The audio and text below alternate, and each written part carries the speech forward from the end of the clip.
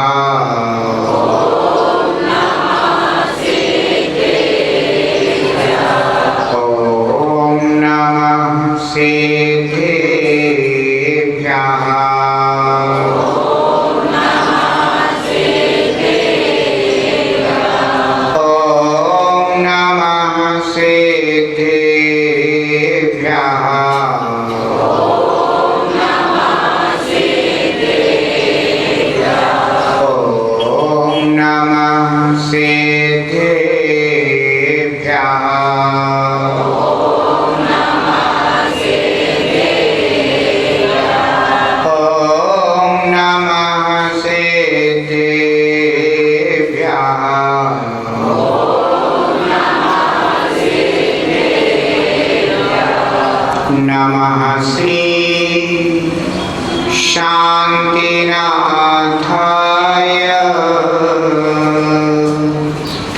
जगच्छांति विधायिने कृष्ण कर्मोघ शांताय शांतये सर्वकर्मणां नमः श्री वर्धमानाय निर्धूत कलिलात्मने सालोकानां त्रिलोकानां यद्विद्या दर्पणायते गुरवः पान्तु नो नित्यं ज्ञानदर्शननायका चारित्रार्णव गम्भीरा मोक्षमार्गोपदेशिका मोक्षमार्गोपदेशिका मोक्षमार्गोपदेशिका। जब श्री आदिनाथ भगवान की, एक श्री चंद्रप्रभ भगवान की, एक श्री शांतिनाथ भगवान की, एक श्री पार्श्वनाथ भगवान की, एक श्री महावीर भगवान की, परम पूजनीय आचार्य भगवान श्री पूज्य पाद स्वामी की, परम पूजनीय सूर्यचार्य गुरुदेव श्री स्वामी विराट सागर जी महाराज की, अहिंसामय विश्व धर्म की,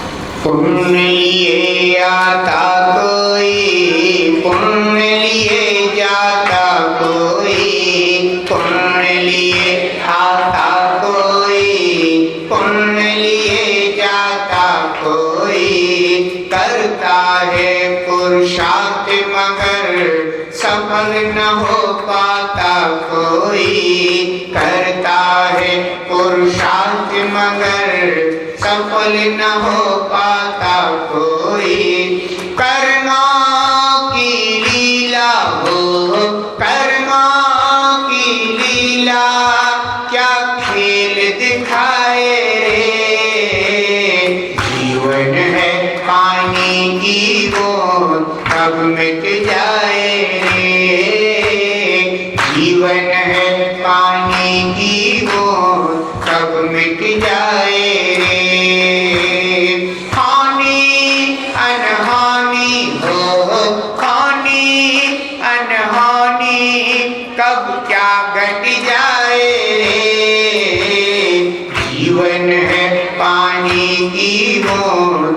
सब मिट जाए रे, जीवन है पानी की बूंद सब मिट जाए रे, जीवन है पानी की बूंद।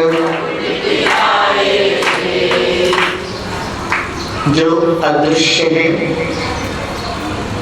वह अपने आप में बहुत शक्तिशाली है।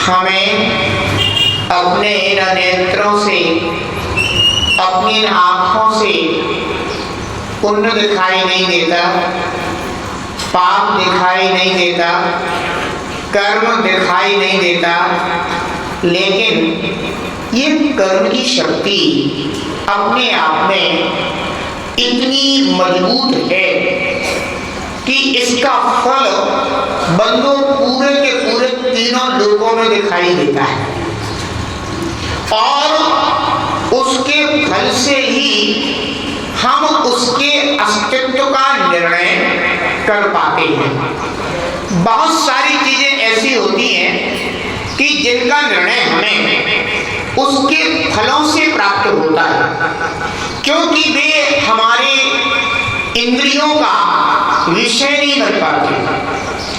अब जब हमारी इंद्रियों का विषय नहीं बन पाते हैं वो, तो आखिर हम निर्णय कैसे करें? तो निर्णय होता है कि उसके उदय में क्या क्या फल प्राप्त हुए हैं। जैसे कि आप लोगों के हाथ में कई बार औषधि होती है, लेकिन औषधि तो दिखाई दे रही है, लेकिन औषधि के गुण क्या हैं वे गुण हमें दिखाई नहीं देते। औषधि नजर आ रही, हाथ में रखी हुई है, गोली टैबलेट रखी हुई है।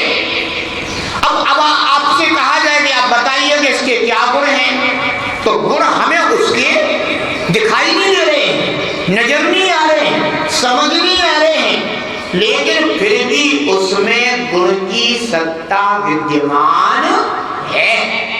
और जैसे ही डॉक्टर ने कह दिया कि आप इस रोग में इस औषधि का सेवन कर लीजिए, और हमने उस पर विश्वास कर लिया, हमने उस पर श्रद्धा व्यक्त कर दी, और जैसे ही हमने उसको ग्रहण किया, स्वीकार किया, और उसका फल प्राप्त होना शुरू हो गया।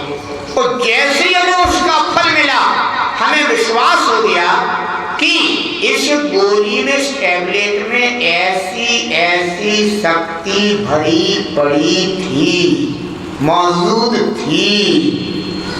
बंधुओं, ऐसी स्थिति बिल्कुल हम सभी संसारी जीवों की है कि हमें इस शरीर को दिखाई देता है, लेकिन इस शरीर में रहने वाला वह चैतन्य भगवान आत्मा दिखाई नहीं देता, और वह चैतन्य भगवान आत्मा जो कि पराश्रित होकर के शुभ कर्म या अशुभ कर्म करके पुण्य और पाप कर्म का बंध कर रहा है, वह कर्म बंध दिखाई नहीं देता। और जब वह कर्म उदय में आता है और अपने फल देता है, तब हमें उन फलों से इस बात का बोध होता है कि यह कर्म उदय में आ गया है। इसके पहले पता नहीं चलता। क्यों? क्योंकि दोनों ही कर्म हमारे दृष्टि का विषय नहीं बन पाते हैं। बंधुओं, ध्यान रखना,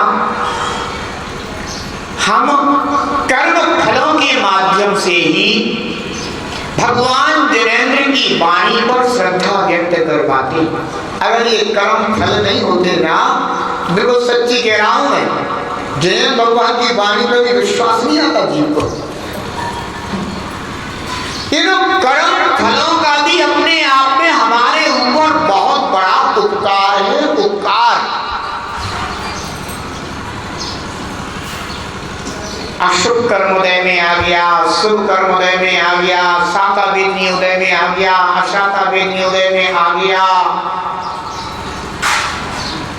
सब तरफ से थक हार गए। तब हमें कौन दिखाई देते हैं? एक महात्मा।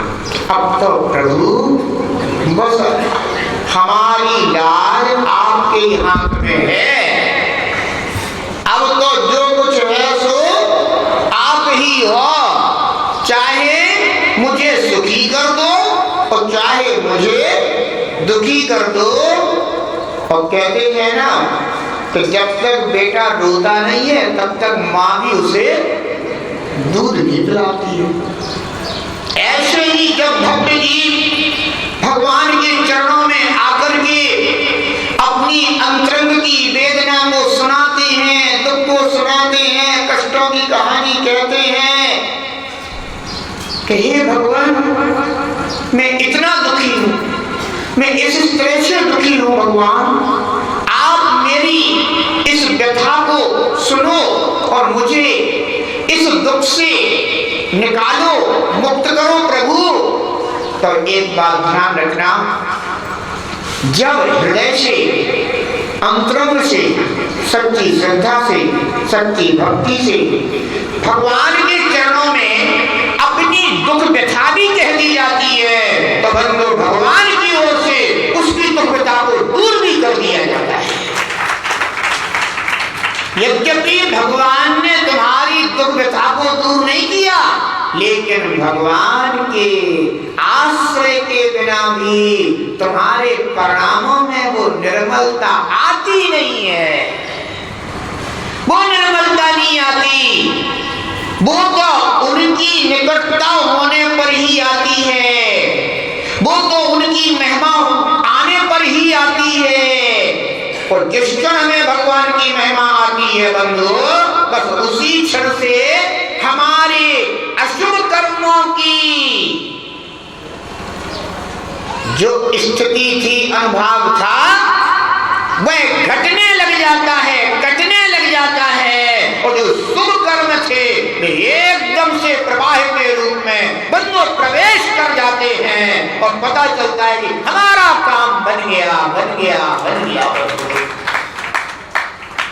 ये निमित्त बहुत बड़े साधन कहलाते हैं। जीव अपने परिणामों से ही अपनी जीवन की सफलताएं प्राप्त करता है, ये बात बिल्कुल सही है। लेकिन उन सफलताओं में, उन परिणामों में साधन तो वह निमित्त ही बनता है? श्रद्धा तो तुम ही व्यक्त करोगे, लेकिन जैन भगवान की वाणी है, क्षायक शब्द की प्राप्ति कब होगी?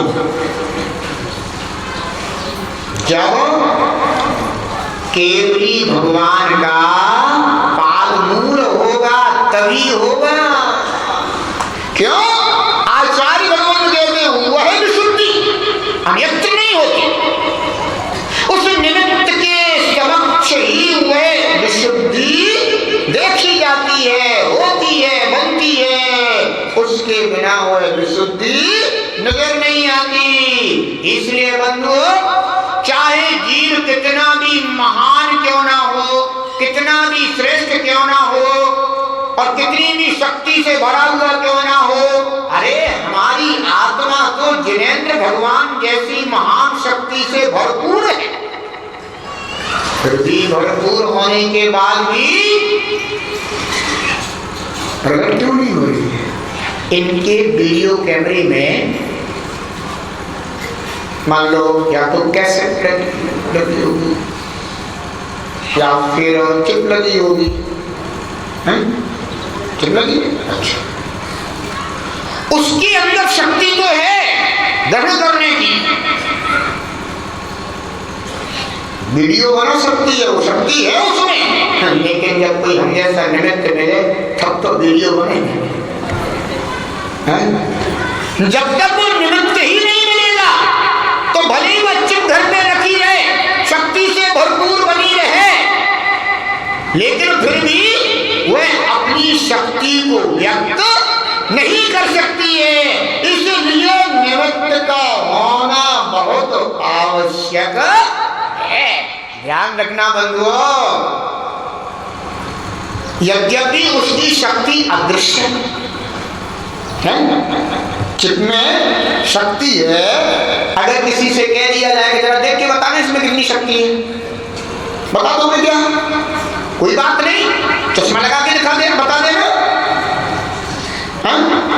चश्मा लगा करके तो दिखाई दे सकती है ना? नहीं दिखाई देगी। बंधुओं ऐसे ही ये कर्मों की शक्ति है बंधुओं कि हम पल प्रतिपल, क्षण प्रतिक्षण निरंतर अपने मन वचन काया से कर्म का आश्रय करते रहते हैं, कर्म का बंद करते रहते हैं, और वो कर्म आ रहे हैं दिखाई नहीं देते, जा रहे हैं दिखाई नहीं देते, सत्ता में है नजर नहीं आते, उदय में आ रहे हैं समझ में नहीं आता, फल मिल रहे हैं, हाँ मिल रहे हैं, मिल रहे हैं, मिल रहे हैं। बंधुओं वृक्ष है, वृक्ष वृक्ष जब बीज के रूप में होता है तो उस बीज में वृक्ष दिखाई देता है क्या? नहीं देता। होता है, होता है। तना दिखाई देता? नहीं देता। होता है, होता है। पत्ती दिखाई देती? नहीं देती। होती है, हाँ होती है। फूल दिखाई देते? नहीं दिखाई देते। होते हैं, हाँ होते हैं।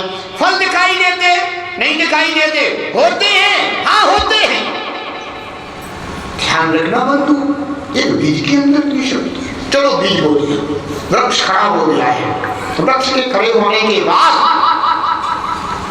पता नहीं काय का वृक्ष, पता नहीं भैया काय का वृक्ष, और पता चला कुछ दिनों के बाद उस वृक्ष में क्या आ गए? आम आ गए। अरे अब पता चल गया ये वृक्ष काय का है? आम का है। क्यों? कैसे पता चल गया? क्योंकि हमें उसके फल दिखाई देने लगे। ऐसे ही बंधुओं इस ये क्या है? वृक्ष, वृक्ष क्या है? अपना शरीर वृक्ष है बंधुओं। चारों गतियों में ये नए नए शरीर अपन को धारण करने होते हैं। ये तो बड़ा सौभाग्य है, सौभाग्य कि चारों गतियों का जो सर्वश्रेष्ठ वृक्ष है बंधुओं वो आज अपन को सौभाग्य से प्राप्त हुआ है। इससे महान वृक्ष बंधुओं और कोई दूसरा नहीं होता है। ये सर्वश्रेष्ठ वृक्ष बन को प्राप्त हुआ है, और इस सर्वश्रेष्ठ वृक्ष का फल भी बंधु सर्वश्रेष्ठ ही है। कौन सा फल मिलता है इस वृक्ष पर? अपन लोग रोज जब भगवान की आराधना करते हैं, पूजा करते हैं, तो क्या कहते हैं? ओम ह्रीं श्री देवशास्त्र गुरुभ्यो महामोक्ष फल प्राप्ताय फलम निर्वपानिधि। तो कौन से फल की प्राप्ति के लिए? मोक्ष फल। बंधु दुनिया के सारे फल अपने अपने वृक्षों पर लगते होंगे, लेकिन बंधु एकमात्र मोक्ष फल है जो मनुष्य पर्याय वृक्ष पर लगता है। ये फल अन्यत्र बंधु किसी भी पर्याय को प्राप्त नहीं होता, ये मात्र इसी पर्याय को प्राप्त होता है। और इस फल को प्राप्त करने के लिए हमें जिन्होंने ऐसा फल प्राप्त किया है बंधु उनका शरणागत बनना पड़ता है, उनकी शरण को स्वीकार करना पड़ता है। उनकी शरण को स्वीकार करके हमें अपने आप को उन जैसा बनने का भाव बनाना पड़ता है, तब जा करके बंधु इस वृक्ष पर ऐसे फल दिखाई देते हैं। अन्यथा बंधु ऐसे बहुत सारे लोग हैं कि जो इस ऐसे उत्तम वृक्ष को प्राप्त करके भी बांझ की तरह जीवन जी करके बंधु समाप्त हो जाते हैं। उनके इस वृक्ष पर वह फल नहीं चमता जिस फल की चाहे बंधु, जिस फल की प्राप्ति इस वृक्ष से होती है, वह फल प्राप्त नहीं हो पाता है। ध्यान रखना, उस फल के बिना और जितने भी फल हैं, कहते हैं बेफल तो कैसे हैं? निष्फल हैं। लेकिन उस फल की प्राप्ति जब भी होगी तब इसी वृक्ष से होगी। पुनः पुरुषार्थ करना होगा और पुनः पुरुषार्थ करके फिर इसी फल को, इसी वृक्ष को प्राप्त करने की योग्यता अपने अंदर जगानी होगी। अरे अभी तो योग्यता जागी हुई है, तो क्यों न इस योग्यता को इतना इतना इतना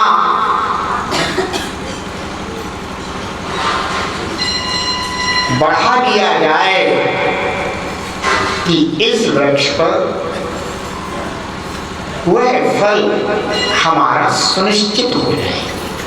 कोई बात नहीं, आज नहीं आएगा तो कल आएगा, लेकिन ये निश्चित तो हो जाए कि हाँ अब हमारे वृक्ष पर भी फल आएगा, अवश्य आएगा। इतना तो कम से कम हमें अपने आप को आश्वस्त करना चाहिए। ध्यान रखना बंधुओं, जिसके हृदय में सच्ची श्रद्धा जागृत हो जाती है उसके लिए यह फल भी सुनिश्चित हो जाता है। जहां सच्ची श्रद्धा जागृत हो जाती है, भले ही वह अभी आए अथवा ना आए। अच्छा एक बात बताओ, जैसे कभी किसी वृक्ष के ऊपर फूल आ जाए, क्या आ जाए? फूल आ जाए तो फल आएगा, ये बात निश्चित हो जाती नहीं हो जाती? हो जाती ना बंधु। ऐसे ही सच्ची श्रद्धा फूल है, और अगर ये फूल आ गया तो यह बात निश्चित हो जाती है कि अब हमारे वृक्ष पर यह फल भी अवश्य आएगा। ध्यान रखना।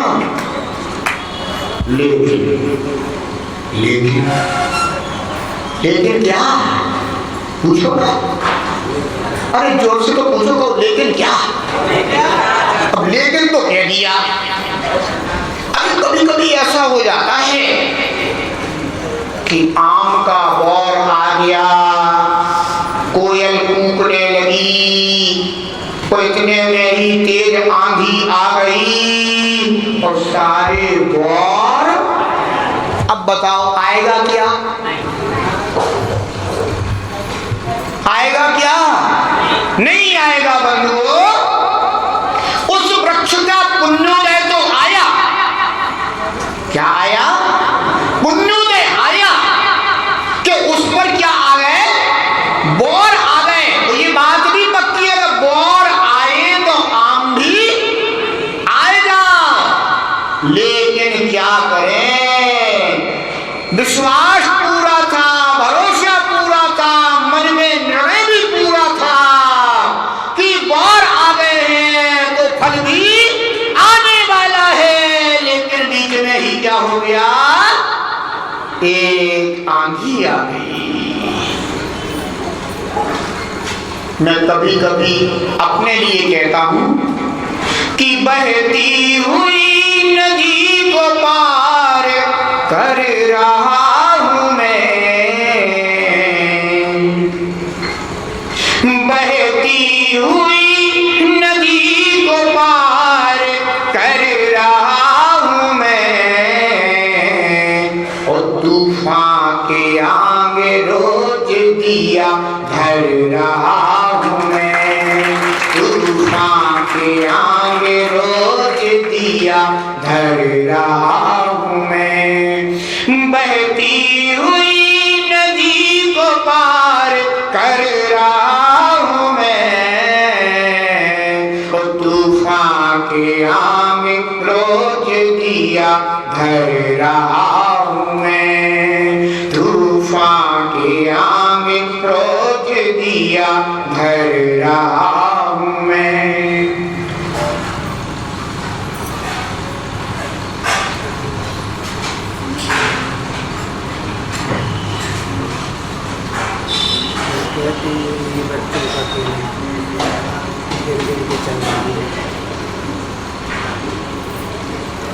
अब क्योंकि कभी कभी सुनाता हूँ,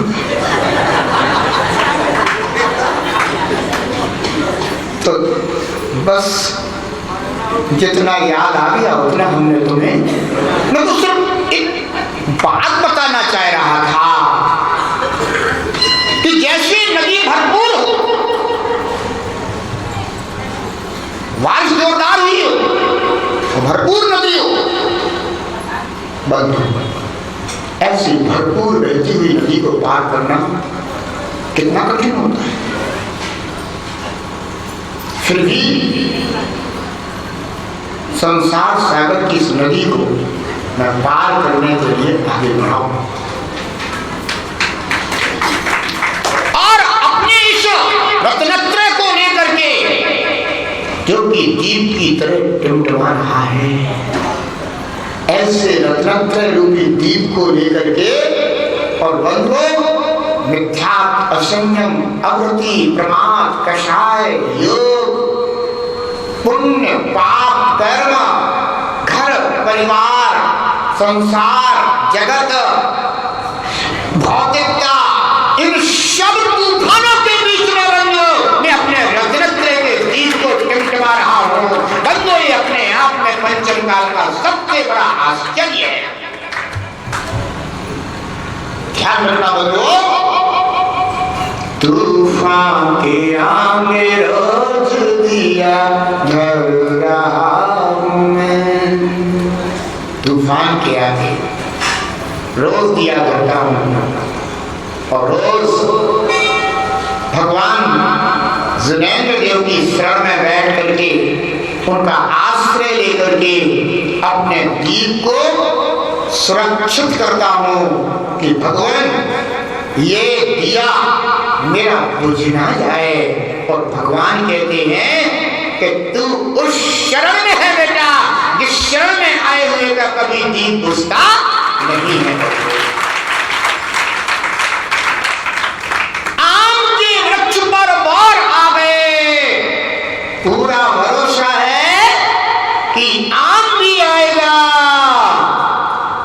लेकिन अचानक एक ऐसा तूफान आ गया, आंधी आ गई, तो जो विश्वास था वह विश्वास क्षण भर के लिए, कुछ समय के लिए तो बंधुओं अब हम उस वृक्ष को देखते हैं तो पाती आंखों कितने सुंदर बौर आए थे, पूरा का पूरा वृक्ष वृक्ष पर बौर दिखाई दे रहे थे। ऐसा लग रहा था कि कितने आम आएंगे, लेकिन पता नहीं था कि आम आने के पहले, फल आने के पहले कोई तूफान भी आएगा जीवन में। बंधु बस यही वो अदृश्य शक्ति है जिसका हमें पता नहीं रहता, लेकिन बंधु वह भी अपना फल दे करके हमें एहसास करा देती है कि मैं भी कोई शक्ति हूं।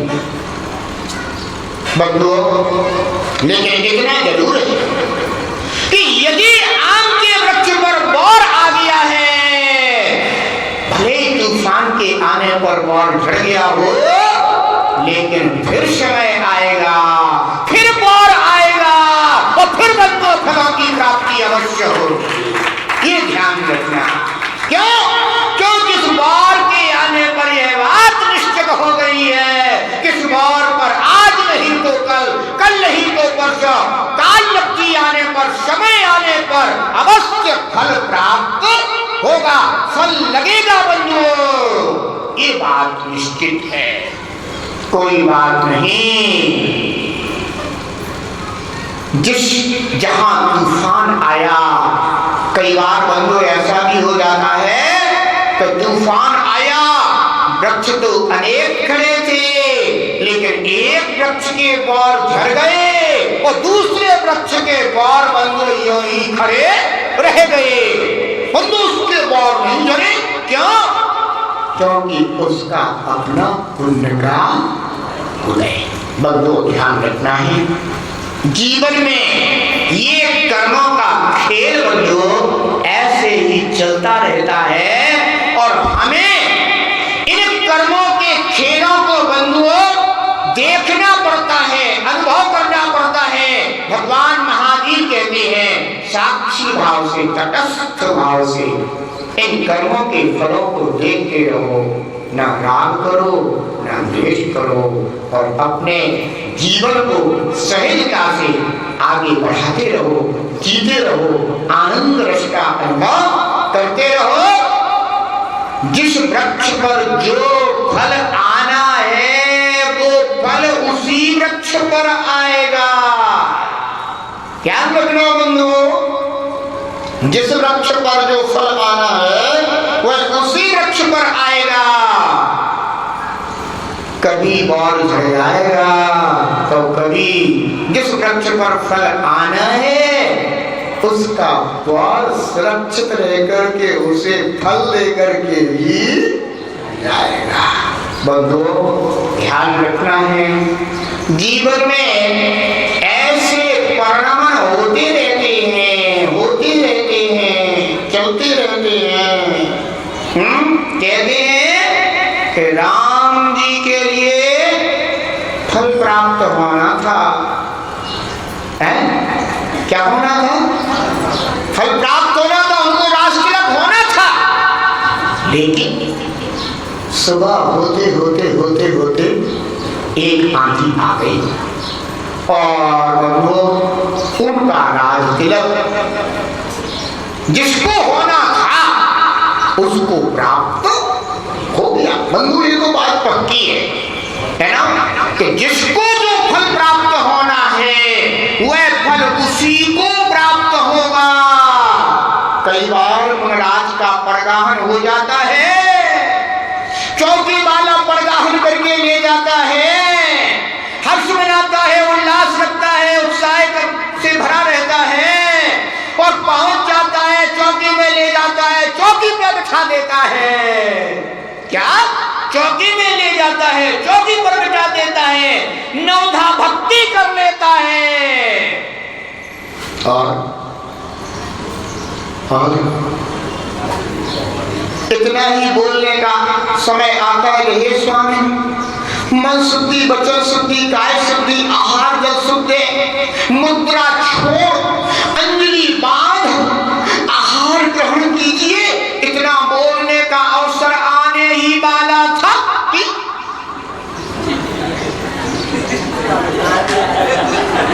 कोई कहीं से जो है ना चिट्ठी चली आ रही थी, अचानक कुछ हो गया या कोई और दूसरा कारण हो गया तो कोई तीसरा कारण हो गया और मुन्ना राम जी का तिलक होने वाला था। और राम जी और जिनका तिलक होने बस जिनके भाग्य में तिलक था बंदो उनके भाग पर वह राज्य का तिलक हो गया। राजा कौन बन गया? भरत राजा बन गया और राम वनवासी बन गए। राम वनवासी बन गए और राजा भरत बन गया। जबकि भरत क्या सोच रहा था कि मैं शीघ्र ही वनवासी बनूंगा, मैं दीक्षा धारण करूंगा। जो वनवासी बनने का सोच रहा था वो राजा बन गया और जो राजा बनने का जिसका निर्णय हो गया था वो कर्मों की लीला हो, कर्मों की लीला क्या खेल दिखाए रे। जीवन है पानी की बूंद कब मिट जाए रे। जीवन है पानी की बूंद कब मिट जाए रे। हानि अनहानि हो, हानि अनहानि कब क्या घट जाए रे। जीवन है बंधुओं इसे कहते हैं अदृश्य शक्तियों का खेल। ये किसका खेल है? अदृश्य शक्तियों का खेल। जो शक्तियां दिखाई नहीं दे रही हैं लेकिन खेल जम के दिखा रही है। भरत राजा हो गया है, राम वनवासी हो गए हैं, लेकिन ये बात भी पक्की हो गई है कि आज नहीं तो कल राम तुम भी राजा बनोगे। है? आज नहीं तो कल राम तुम भी राजा बनोगे, कोई बात नहीं, 14 वर्ष बाद सही, जब समय आएगा तो तुम भी राजा अवश्य बनोगे। ध्यान रखना बंधुओं। लेकिन वर्तमान में जिसे राजा बनना था, बंदों को उसके लिए राजा बनने का सौभाग्य प्राप्त हो गया। बंदों बस ऐसा ही जीवन में चलता रहता है, चलता रहता है, चलता रहता है।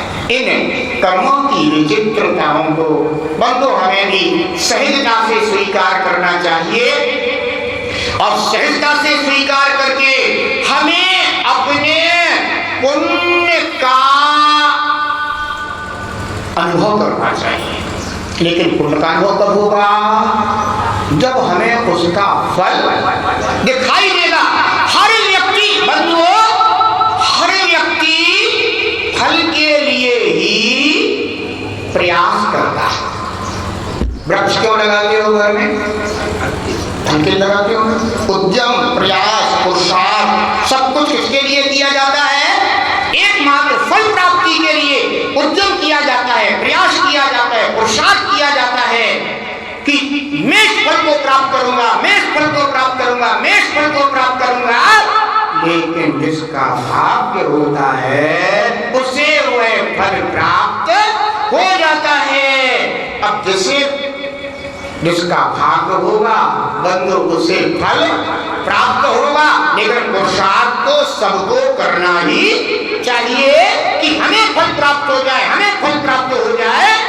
बाकी जिसका फल जिसको मिलना है वो तो उसे ही प्राप्त होता है और होकर के रहेगा।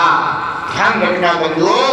कहने का तात्पर्य यही है तो ये वो अदृश्य शक्तियां हैं हमारी आत्मा से जो संबद्ध हैं, जो अपने फलों को बंधुओं समय समय पर हमें देती रहती हैं। लेकिन हम हैं कि कई बार बंधुओं इन फलों से विचलित होते हैं। लेकिन विचलित होने की किसी को कोई आवश्यकता नहीं है बंधुओं।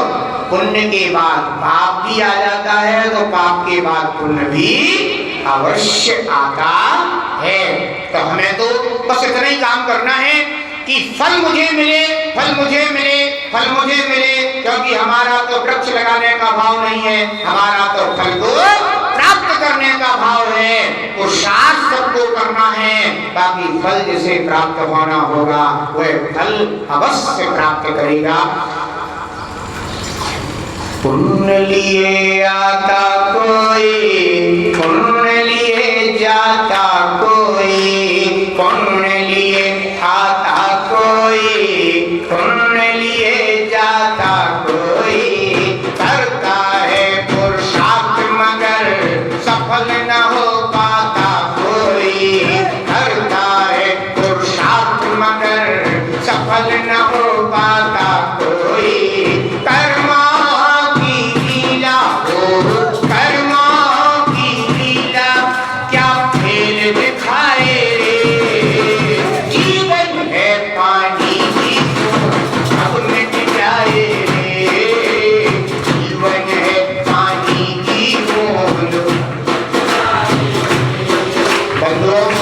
को पता है कि आज 19 तारीख हो चुकी है और कल 20 तारीख है और जो आनंद महोत्सव का भव्य आयोजन है यह कल से प्रारंभ हो रहा है। लेकिन उसकी भूमिका जो है ना आज से ही प्रारंभ हो रही है।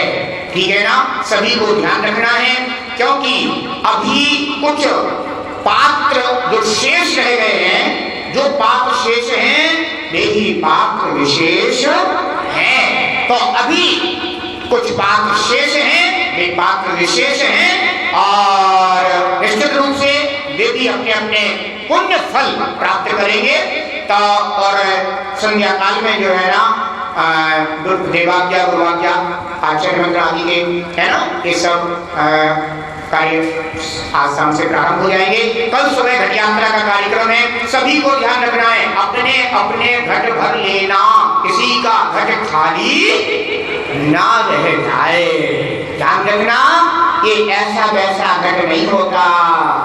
दिखने में छोटा लगता है, लेकिन बंधुओं ये वो घट होता है। आज तुम ये घट भरोगे तो कल तुम्हें ऐसा पुण्य अवसर आएगा कि कभी तीर्थंकर के पांडुशिला के ऊपर घट भर के ले जाने का सौभाग्य प्राप्त होगा। बंधुओं ये छोटा छोटा सा पुण्य जीव को इतना महान बना देता है बंधुओं कि थोड़े से समय में किया हुआ पुण्य जाने कहां से कहां ले जाता है। इसलिए बंधुओं अपने अपने घट को भाव पूर्वक भर लेना और वह भरा हुआ घट तुम्हारे पुण्य को ऐसा भरे, पुण्य से ऐसा भरे, ऐसा भरे, ऐसा भरे कि तुम्हारी बंधुओं हवा का ही क्षय हो जाए, कर्मों का क्षय हो जाए और तुम्हें भी ऐसा मांगलिक अवसर बंधुओं प्राप्त हो। ऐसी में सद्भावना सब आप सभी जीवों के प्रति रखता हूँ बंधुओं। कल ध्यान रखना है सभी को अपने ठीक समय पर अपने परिधान में उपस्थित होना है, चाहे महिला वर्ग हो चाहे पुरुष वर्ग हो, माताएं बहनें सभी है ना, जितने जिनने भी है ना इस आनंद महोत्सव में भाग लिया है, जिनने भाग लिया है बेशक ठीक समय पर आएंगे और जिनने भाग लिया है वे अभी भी अवसर है, वे अभी भी इसका लाभ ले लेंगे। ध्यान रखना लाभ को उल्टा कर दो तो क्या हो जाता है भला, लाभ लेने से ही क्या होता है भला होता है बंधुओं। इसलिए सभी को ध्यान रखना है तो कल ठीक समय पर जो है ना सभी को उपस्थित होना है, क्योंकि कल बहुत सारी औपचारिकताएं जो अपनी प्रारंभ में होती हैं वे सब पूर्ण होंगी है ना, कार्यक्रम में से लिखा हुआ है। और इसके बाद फिर प्रतिदिन ठीक ठीक 6:25 पर आप सभी को यहाँ पर उपस्थित हो जाना है, ठीक है ना। जितने भी सुपात्र होंगे, पात्र सभी हैं, पात्रों में भी कुछ कौन होते हैं सुपात्र होते हैं, उत्तम पात्र होते हैं, श्रेष्ठ पात्र होते हैं, वे सभी भी ठीक समय पर उपस्थित रहा करेंगे और वे ही हमारे पास पहुंचेंगे। गुरुदेव आप चलिए, ले चलोगे क्या है बंधु। तैयारियां चल रही हैं, आप सभी लोग देख ही रहे हैं भगवान जयंती वहां पांडुशिला स्वर्णिम पांडुशिला है ना बनकर के तैयार हो गई है, अपने आंखों को जो है ना आनंददायिनी है और सुख प्रदान करने वाली है बंधु। चलिए तो अपना समय भी हो रहा है तो सभी को ध्यान रखना है, आज का भी कल का भी है ना। जब श्री शांतिनाथ भगवान की परम पूजनीय आचार्य भगवान श्री पूज्यपाद स्वामी के परम पुण्येश्वर श्री स्वर्ग विराट सागर जी महाराज की आचार्य श्री